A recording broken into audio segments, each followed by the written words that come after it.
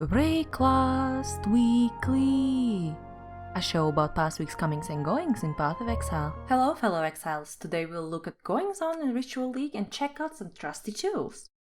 We start the week off with an announcement of new discoverable hideouts. There are two new ones to find in the Moon Temple map and Primordial Blocks map.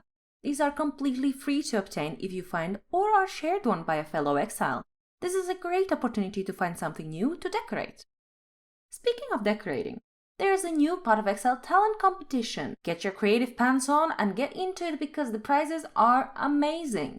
Submissions can be anything Path of Exile related, so you can even do an interpretative dance and submit that too. To enter, you must post submission to the announcement thread. The competition will run till 8th of March, so there is plenty of time to work on something more complicated. Also, several submissions are welcome. Ideally, the content is easy to consume and generally should not take longer than 3 minutes to read, listen, or to view. Good luck with your crafts, exiles!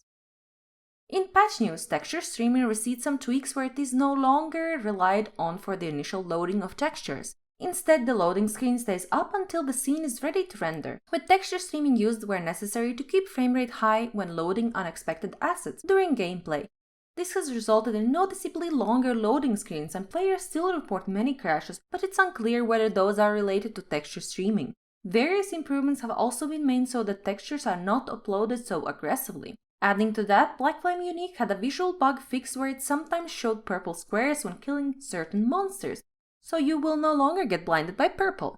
In Reddit report, among some quality of life suggestions, overwhelming majority of popular posts have been about how slow the trading API is, which means that it's not only time consuming to buy, but selling items can mean getting messaged about it long after it's gone. Is this an indirect consequence of data servers being overloaded, or just some funky code getting in the way? Hopefully Grinding Gear Games community team will provide us with some insights. In other news, Trusty Tools is what you need when you're swamped. In today's episode, we'll cover Maven's memory game practice tool. Graciously created by Nothing, it lets you practice the 6-step memory game all day, any day, till you are comfortable doing it on the real thing. It's a simple point-and-click game and playable in your browser, and there is no punishment for failing. That's all for last week's events. This was Mar, and this was Wraeclast Weekly.